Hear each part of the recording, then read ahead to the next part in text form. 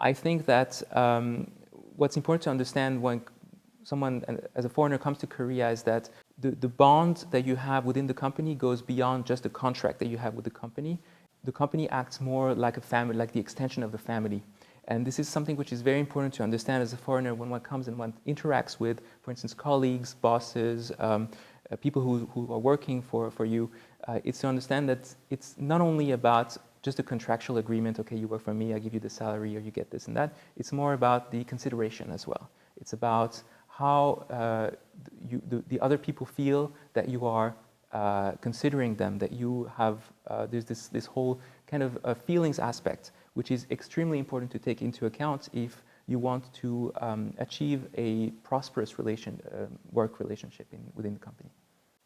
Maybe sometimes even undergoing a little ego death and putting aside many of the things that you hold for granted and just hold any judgment you may have about how other people do things or how other business is conducted or things you can experience, and just it's a bit like in an improv session. Just say yes to everything.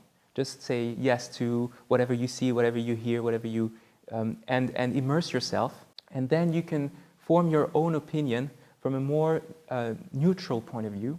And at this point, it's also possible to establish a healthier bridge with your original culture.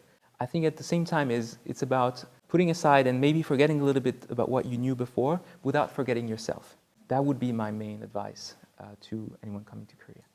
I think that I wouldn't necessarily frame it in the sense of strengths and weaknesses, because, you know, strengths always have their negative pendant and weaknesses have their positive pendant. It's just two sides of the same coin.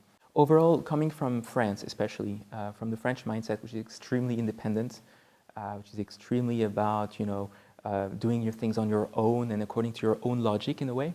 When you come to Korea, you need to kind of forget about this and understand that the needs of the employees are completely different from the needs of the French employees, for instance. Whereas French employees are mostly going to ask you to leave them alone in order to accomplish their tasks. In Korea, they have other expectations, and they will expect you to be much more scrupulous and minutious in the way that you conduct the management. They will expect more from you. So as I always say, Koreans can give a lot, but they also expect a lot on a daily basis. And you cannot take as much distance as you would with maybe French employees as you would with Korean employees. So it's a kind of a different management style. I don't know whether, I'm not saying whether it's, you know, worse or better or worse. It's just different, and it's something you need to take into account to adapt to this new environment.